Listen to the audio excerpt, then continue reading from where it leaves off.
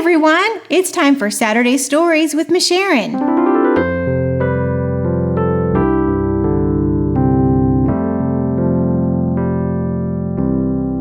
Happy Saturday.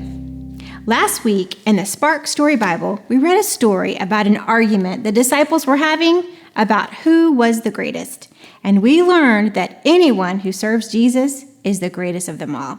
Just don't serve yourself. This week in our Spark Story Bible, we're reading another story. And this time, it's about what happened just 3 days after Jesus had died. Let's find out what happens in this story called The Road to Emmaus. 3 days after Jesus died, Cleopas and his friend were slowly walking down the road to Emmaus. They were walking slowly because they felt very sad. Why did Jesus have to die? They wondered. After a while, a stranger began to walk along with them. The stranger was really Jesus, but Cleopas and his friend didn't know it. "What are you talking about?" the stranger asked. The men looked at each other. "Are you the only person in town who doesn't know what just happened?" they asked.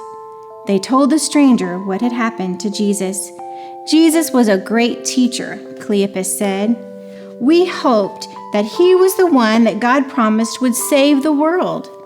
But instead, he died on a cross. We took Jesus' body down and put it in a tomb. This morning, our friends went to the tomb, but Jesus' body was gone. They said there was an angel there instead. The angel told our friends, 'Jesus is alive, but—'" "Stop being silly," the stranger said. "How many times do you need to hear this? It was God's plan for Jesus to die and become alive again to save the world." By now, they were almost to Emmaus. Cleopas invited the stranger to stay for dinner.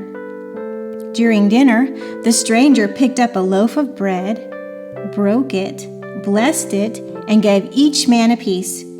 All of a sudden, Cleopas and his friend recognized the stranger. It was Jesus. But then, Jesus disappeared.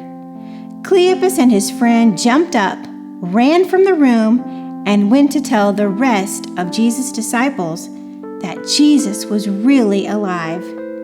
God kept another promise.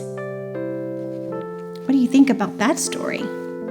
Doesn't it seem strange that right at first they didn't recognize Jesus? You see, they thought he had died, so they weren't really looking for him. But when they did see him with their own eyes, they were amazed and they believed. In the Bible, in John 20, verse 29, it says, "Blessed are those who have not seen and yet still come to believe."